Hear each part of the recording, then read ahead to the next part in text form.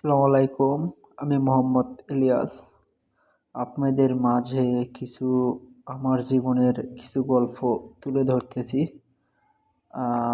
আমার যখন 14 বছর ছিল, আমি একটা মেয়েকে প্রচণ্ড ভালোবাসতাম। এটা মন থেকে আর কি ভালোবাসতাম। তো এই ভালোবাসা আমি কখনো তাকে বলতে পারি না যে আপনাকে আমার ভালো লাগে। একদিন আমি বলছি যে আপনাকে আমার ভালো লাগে। সে বলছে তোর সাথে আমার মিলাই দেখ। বাট সেটা ঠিকই বলছিল। তার সাথে আমার মিলাইতে গেলে অনেকটাই তফাৎ। যখন আমার বয়স ছিল 14 বছর তখন, আর তার বয়স ছিল প্রায় 19। হ্যাঁ, 19 প্লাস এমনটাই হবে।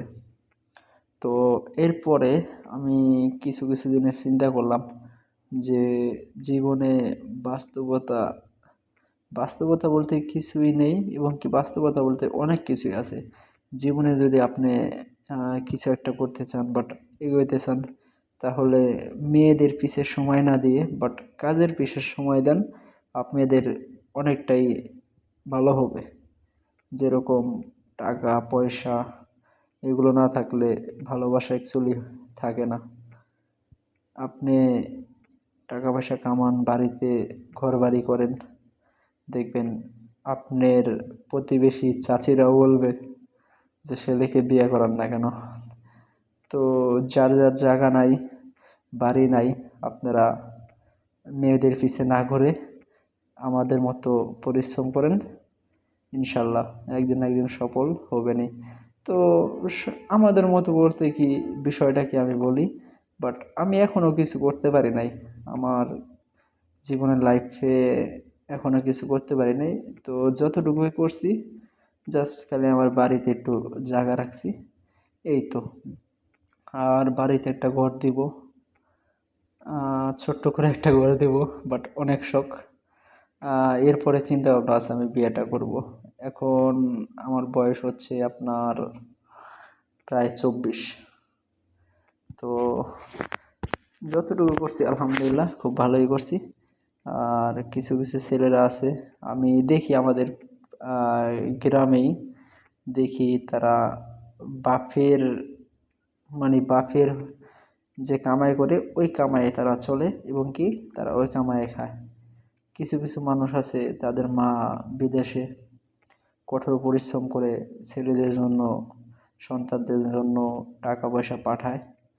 তো তারা হচ্ছে গ্রামে ঘুরে খায়, কিন্তু মা বাবাও কিছু বলতে পারে না। বাপ ভালো না, মা ভালো। মা তো কষ্ট করতেছে বাইরের কান্ট্রিতে। তো আমি তাদের উদ্দেশ্যে বলতেছি যে আপনারা ছোট ভাই, বড় ভাই, যাই হন, বাট আপনারা কাজ করেন, যে কোনো একটা কর্ম করেন। আপনাদের মা আর কত কষ্ট করবে বলেন? আপনাদের মা আপনাদেরকে রেখে বিদেশে গেছে আপনাদের সুখের জন্য। তো ওই টাকাগুলো যদি আপনারা নষ্ট করেন, তাহলে আপনাদের আব্বু আম্মু, আপনার আব্বুর সাথে বাতিয়ে দিলাম, আপনার আম্মু এই যে কঠোর পরিশ্রম করে আপনাদেরকে জাস্ট একটু সুখে রাখার জন্য কত কষ্ট করে। তো আপনি তো তাদেরই সন্তান। আপনারা একটু ভেবে দেখেন যে আমার মায়ের জন্য আমি কি করতে পেরেছি। তো আমার আব্বু আম্মু অনেকটা কষ্ট করছে, আমি চাই তাদেরকে একটু শান্তি দেওয়ার জন্য আমি কঠোর পরিশ্রম করি, অনেক কষ্ট করি। আল্লাহ যদি আমার মুখের দিকে তাকায়, বাট তাহলে আমি কিছু একটা করতে পারবো। তারপর চেষ্টা চালাই যাইতেছি, কষ্ট করতেছি। তো ভাইয়ারা, আপনারা বাড়িতে না থেকে জাস্ট কোনো একটা কাজে লেগে পড়ুন, আশা করি ভালোই হবে। কারণ আপনার আম্মু যতদিন বেঁচে থাকবে বিদেশ করে আপনাদেরকে খাওয়াচ্ছে, বাট আপনারা সেই সেই টাকাগুলো নষ্ট করে আপনারা গ্রাম দিয়ে ঘোরেন, বাট অনেক পোশাক আশাক কিনেন। আমি তাদের উদ্দেশ্যে বলছি। আর বিশেষ করে মেয়েদের সাথে কথা বলা, এই জিনিসটা টোটালি বাদ দিলেই ভালো হয়। বাট কারণ এই জন্যই মেয়ে মানুষের সাথে কথা বললে কাজে মন বসে না। এটা আমারও আগে ছিল। তো আমি এখন টোটালি বাদ দিয়ে দিছি। এখন আবার মাঝে সাঝে একটু কথা বলি, কারণ এখন তো আমি মূলত আমি নিজেই একটা কন্ট্রাক্টর, বাট আমি কাজের পিছে দৌড়াই, পরিশ্রম করি, পরিশ্রমের সময় পরিশ্রম, কথা বলার সময় কথা বলা। বাট ওরকম না।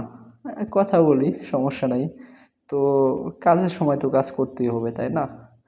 তো বলতেছি ভাইয়া, আপনারা আমার কথায় কেউ মনে কষ্ট নিয়েন না।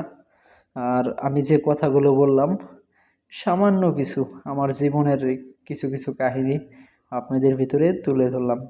তো ভাইয়ারা, আপনারা মনে কষ্ট নিয়েন না।